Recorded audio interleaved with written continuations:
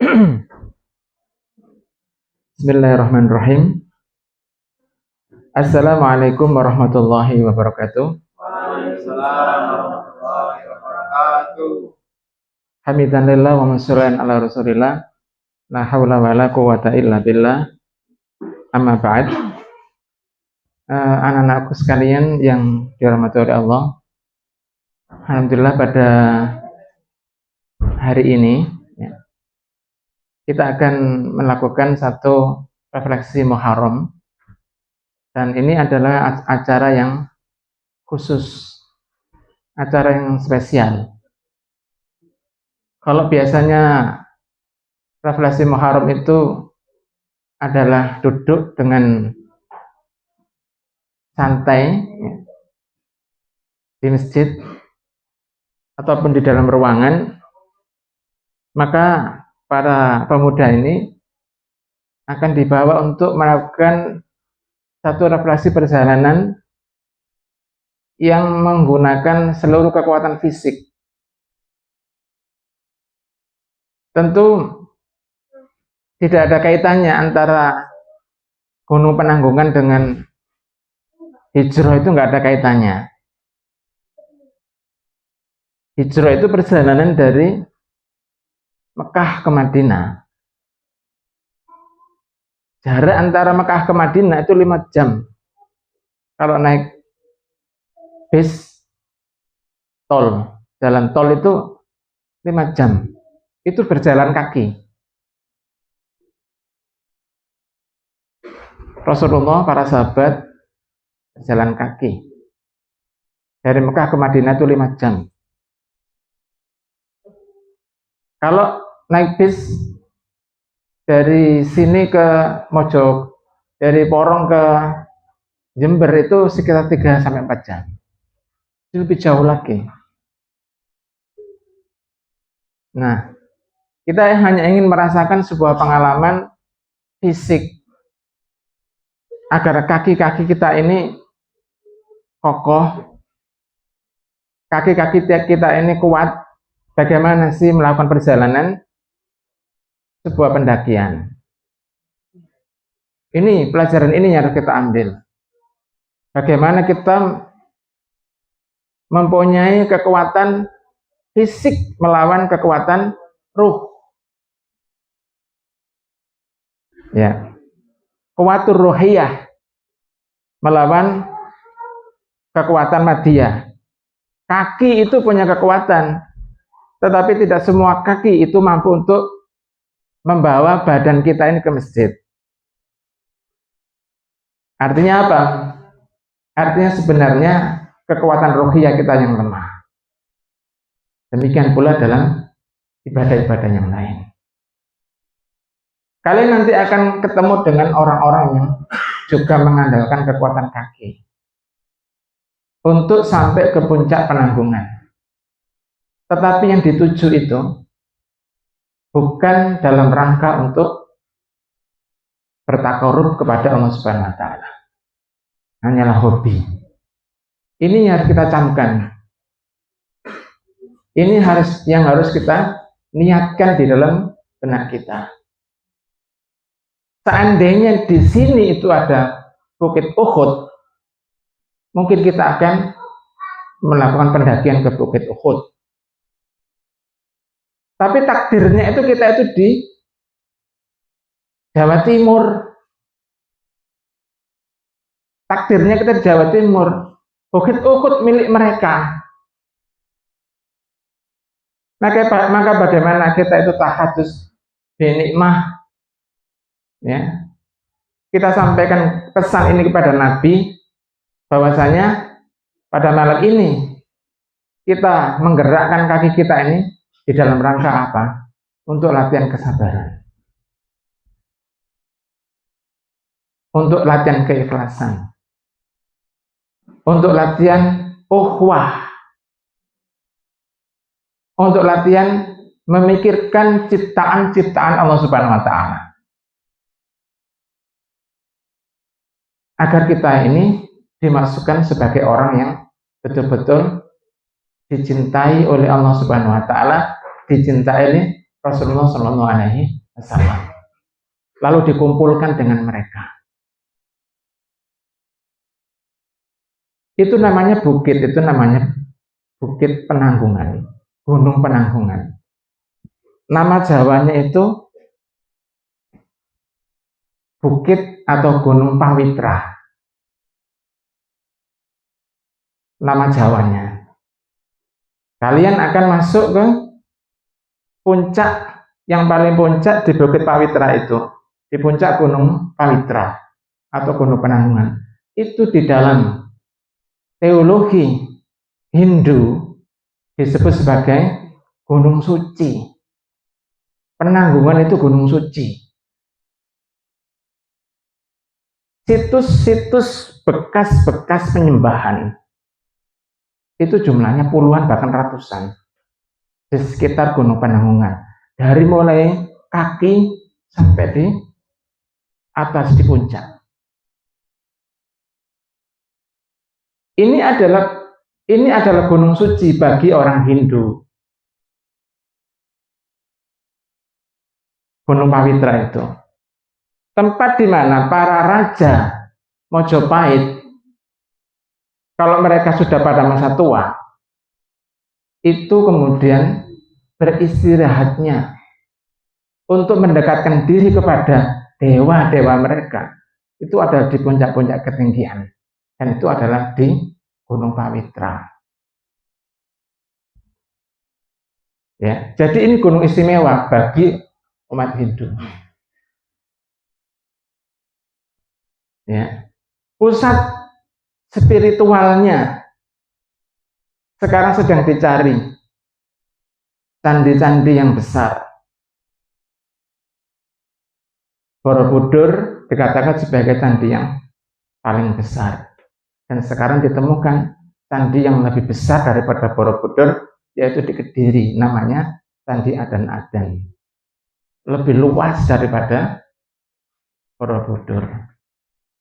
Konsepnya menurut para sejarawan itu adalah, kalau di Candi Adan-Adan itu konsepnya adalah merendah di tanah. Bangunannya tidak tinggi seperti Borobudur. Kalau Borobudur itu adalah meninggi dalam konsep seperti gedung pencakar langit. Tetapi dalam konsep besar mana, itu sekarang ini para ahli sejarah itu sedang dan sudah menemukan dan masih dalam proses untuk menambah lagi penelitiannya, dan dimungkinkan bahwasanya Candi Adan-Adan itu lebih luas daripada Borobudur. Dan para sejarawan juga sedang mencari lagi yang lebih luas daripada Borobudur, yaitu di Penanggungan, sebagai sebuah lokasi spiritual bagi orang-orang Hindu di masa lalu. Artinya Jawa ini mempunyai sejarah yang besar.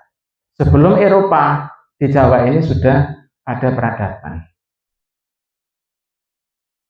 Ya. Maka apa yang perlu kita lihat? Itu masih utuh. Bekas-bekas penyembahan yang ada di sekitar Gunung Penanggungan itu masih utuh. Artinya apa? Tidak dihancurkan oleh umat Islam.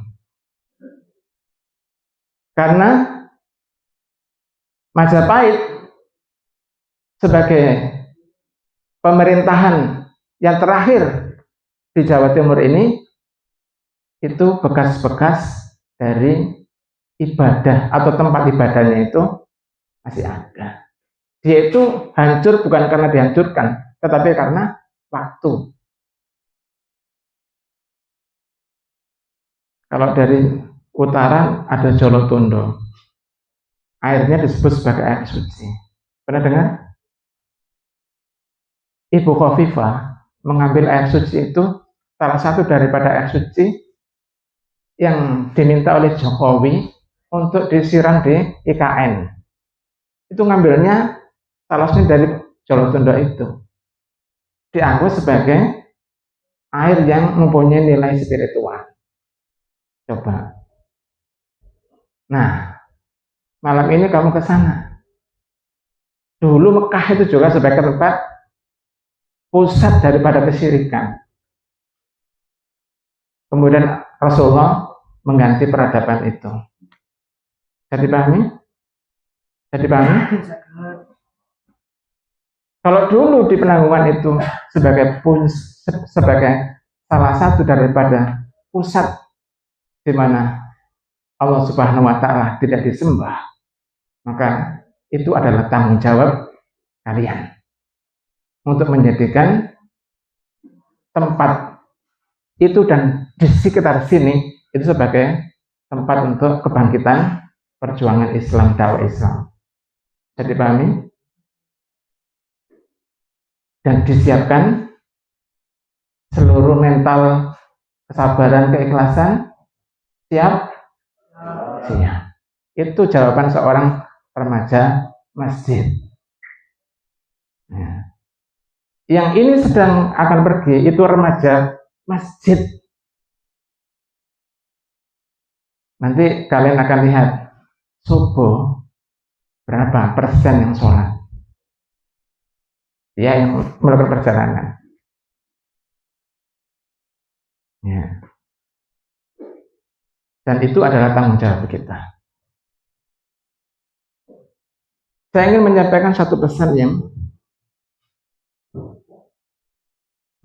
sangat penting.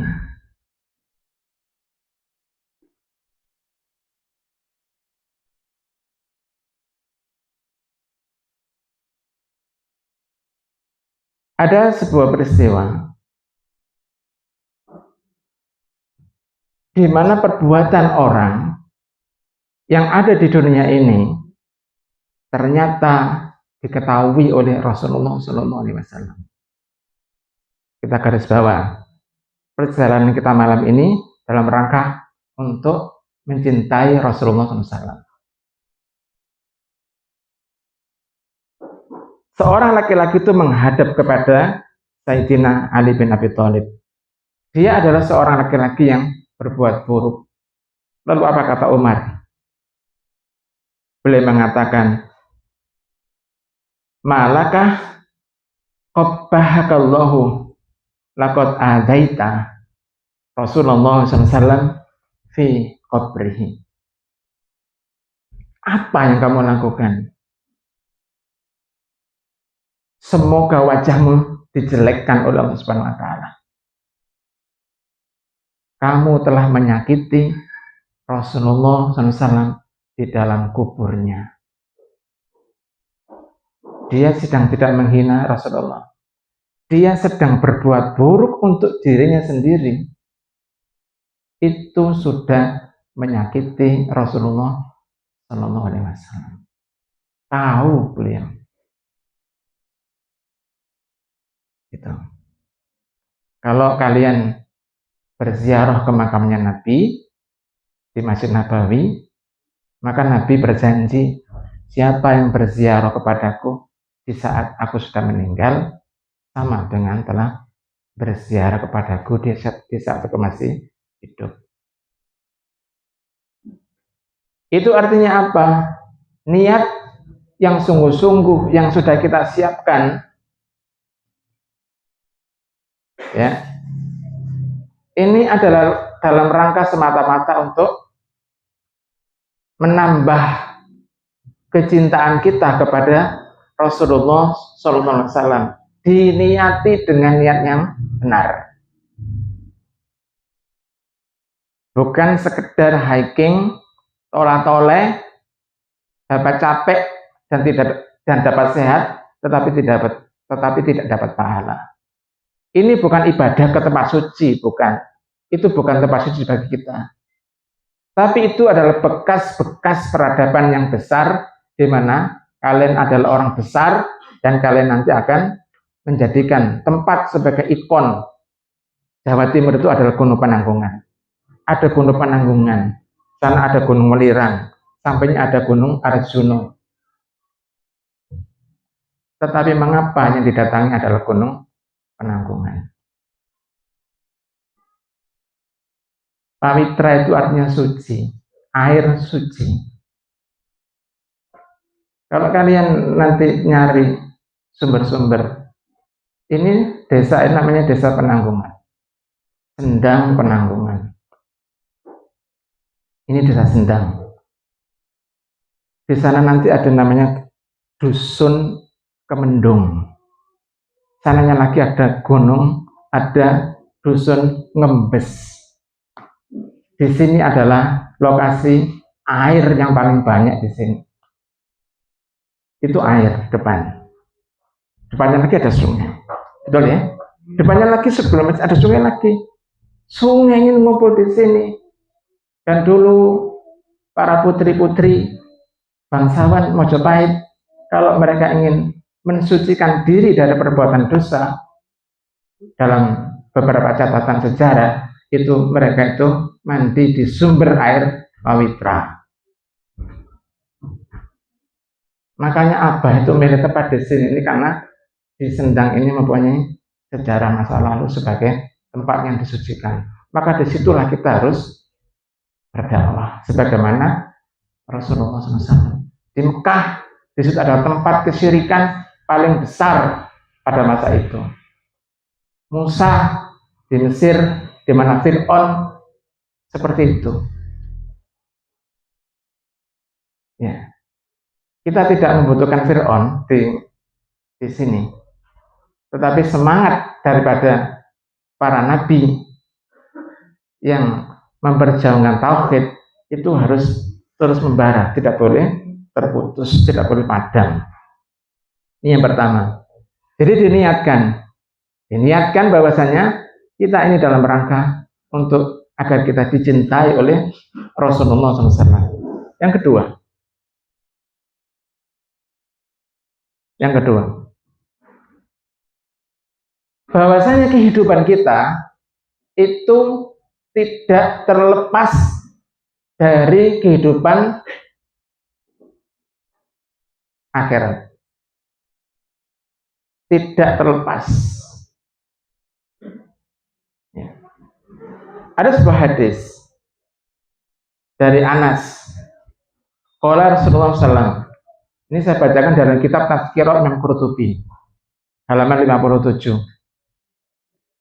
Inna a'malakum tu'radu ala asyairikum. Sesungguhnya amal-amal kalian itu ditampakkan, ditunjukkan kepada keluarga-keluarga kalian. Wa aqaribikum minal mauta.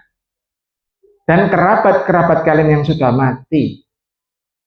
Ya. Mbah-mbah kalian, buyut-buyut kalian itu mengetahui apa yang kita lakukan pada hari ini. Kok tahu? Di dalam bab yang lain dikatakan diberitahu sama malaikat, dan malaikat itu tugasnya memang apa? Memberikan live streaming ini ke nenek moyangmu. Iki si fulan dablek, iki si fulan akas, dan seterusnya. Jadi pahami? Live streaming kalau sekarang sinyalnya bagus bisa dilihat. Kemarin bolak-balik mati lampu, wifi-nya mati, ikut mati. Tetapi malaikat itu nggak pernah mati. Nanti setelah mau kiamat itu mati. Tinggal Allah saja yang hidup. Tetapi malaikat itu akan senantiasa menunjukkan perbuatan kita kepada, mungkin kamu punya bapak sudah meninggal, kamu punya ibu sudah meninggal, atau kamu mempunyai mbah, nenek, buyut sudah meninggal, itu mengetahui perbuatanmu. Ya, kalau perbuatan daripada cucu-cucunya ini buruk, itu akan menambah siksaan. Jadi caranya menyiksa mbah-mbah kita itu, ya, silakan kamu berbuat buruk, itu menyiksa nenek moyangmu sendiri. Mentolong enggak? Mentolong enggak? Mungkin itu bapakmu atau ibumu. Barangkali bapak dan ibumu tidak tahu apa yang kamu lakukan hari ini. Tapi malah mbahmu yang tahu. Coba dikasih tahu sama malaikat. Kalau bapak ibumu kan tahu kalau lihat live streaming nanti tak kasihkan. Ya. Kalau lihat ininya, rekamannya baru tahu anakku Rene, anakku sembahyang dan seterusnya. Baru tahu. Tapi kalau yang malaikat ini itu tidak akan pernah melanggar perintah Allah Ta'ala. Kalau tugas dia adalah untuk menyampaikan berita-berita dari orang yang hidup kepada orang yang mati, maka itu terus akan dilakukan. Sebagaimana Nabi, kalau dikata Nabi itu sudah meninggal, tapi Nabi itu juga mengetahui perbuatan kita. Itu. Fa'in kana khairan istabsyaru. Kalau kemudian yang kita lakukan itu adalah kebaikan, maka mereka pun bahagia. Itu. Jadi cara membahagiakan leluhur kita itu berbuatnya baik. Itu. Wa'in kana ghairu dzalik, kalau tidak seperti itu, qalu, maka mbah-mbah kita itu yang sudah wafat lebih awal itu mengatakan, Allahumma la tumithum hatta tahdihim lima hadaitana. Ya Allah, jangan matikan cucu saya ini sebelum Engkau memberikan hidayah sebagaimana Engkau telah memberikan hidayah kepada aku. Coba. Makanya hati-hati. Ya. Perbuatan kita ini ternyata tidak hanya berdampak kepada diri kita. Ternyata berdampak kepada yang sudah mati-mati. Itu. Kemudian dalil berikutnya bahwa amal kita itu nyambung. Hadis yang lain. Tu'radul a'mal yaumal isnain. Amal itu akan dihadapkan pada hari Senin. Wa yaumal khamis, dan hari Kamis. Kepada siapa? Allah Ta'ala. Makanya Senin dan Kamis puasa. Pada Senin dan Kamis itu amal akan dihadapkan kepada Allah Ta'ala. Wa tu'radu 'alal anbiya wa 'alal aba wal ummahat yaumal jum'ah. Dan akan ditampakkan kepada para nabi, para bapak, dan para ibu itu pada hari Jumat. Jadi kelakuan kita itu dilaporkan kepada bapak dan ibu kita yang sudah meninggal. Mungkin bapak dan ibu kalian masih hidup, malah nggak tahu. Betul tak Pak? Betul kan? Nggak tahu. Tapi mbah kita malah tahu. Ya, ada CCTV-nya malaikat yang bagian melaporkan. Ya. Fayafrahuna bihasanatihim, lalu mereka menjadi bahagia karena anak cucunya yang masih muda, yang masih kuat-kuat, gedot-gedot, itu senantiasa berbuat baik. Senang. Nah, kesenangan ini ya didapatkan dari perbuatan anak cucunya yang baik. Itu caranya untuk menghibur leluhur kita itu perbuatan yang baik. Nanti hari Jumat itu akan disampaikan oleh malaikat tersebut. Watasdatu wujuhahum biyadun watasriqatan. Kemudian bertambahlah wajah mereka itu menjadi putih dan bersinar. Fattaqullaha wala tu'tu amwatakum, maka bertakwalah kepada Allah dan jangan sakiti leluhur kalian yang sudah meninggal. Nah, ini pelajaran kita kali ini tidak usah banyak-banyak. Nanti kalau banyak kamu malah lupa.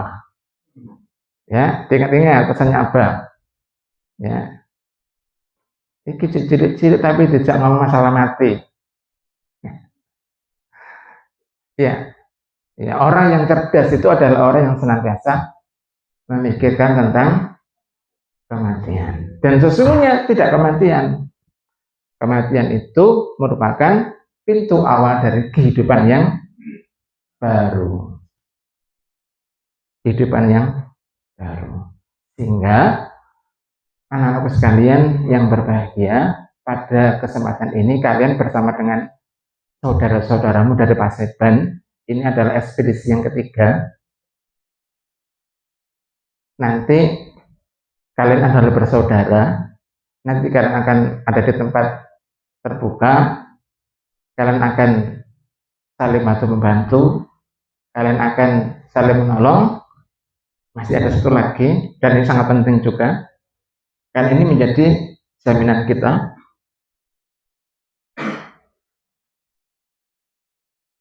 Ya, sekarang kita disatukan.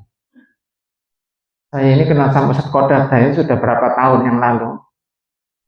Sana ketemu, kadang ketemu sama Nyai Karim, ini ketemu lagi. Oh, padahal menghubungi saya itu Ustaz Mustaqim. Ternyata muncul juga Ustaz Kotada.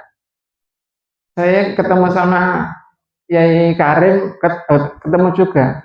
Bolak-balik ketemu. Kenapa? Yang mempertemukan apa? Saya nggak punya bisnis apapun dengan beliau. Yang lainnya juga ketemu wajah-wajah yang saya masih ingat. Itu Warjo. Gitu. Yang mempertemukan itu apa? Chemistry, ya, bahasa ininya. Bahasa gaulnya. Itu kenapa?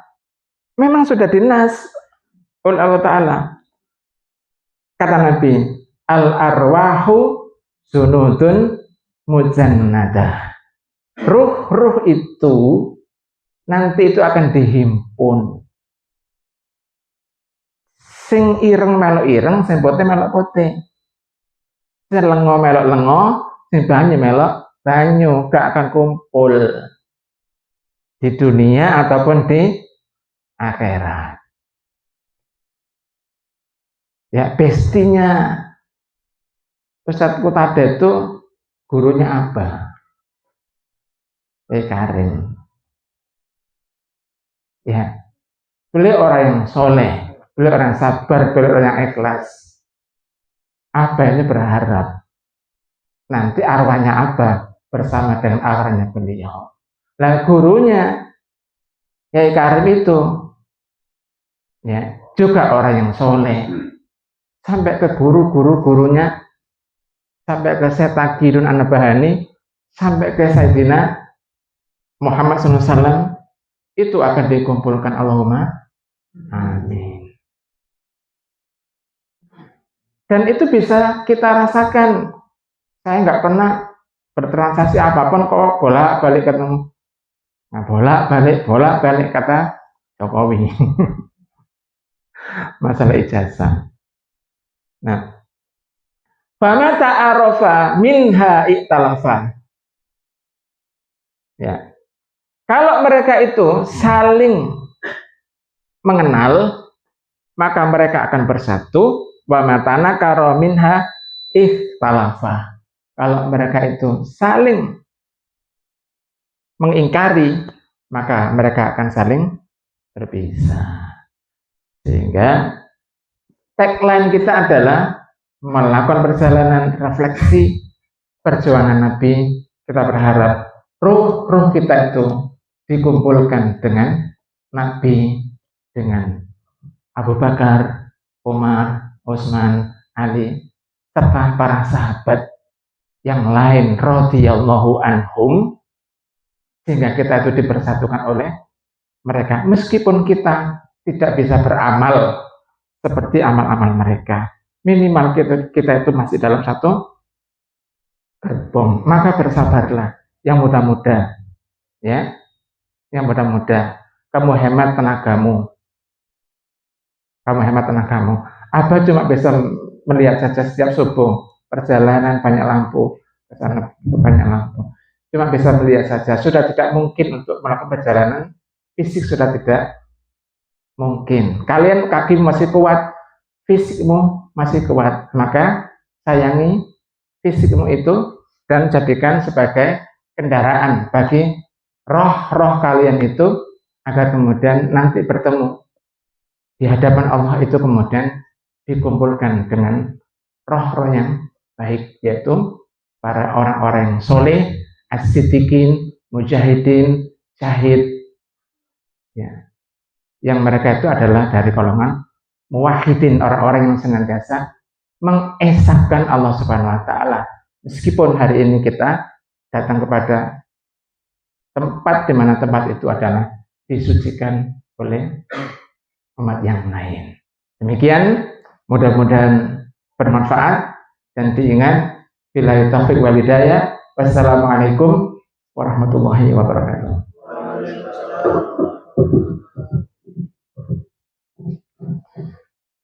Al-Fatihah. Allahumma shalli ala Muhammad wa ala Muhammad hamdul alamin. Hamdan syakiran dan na'amin hamdan ya fina wa yakfir nasiba. Ya Rabbana lakal hamdu kama yanbaghi li jalali karimati sultanik. Allahumma ighfir lana wa liwalidina warhamhum kama rabbayana shighara.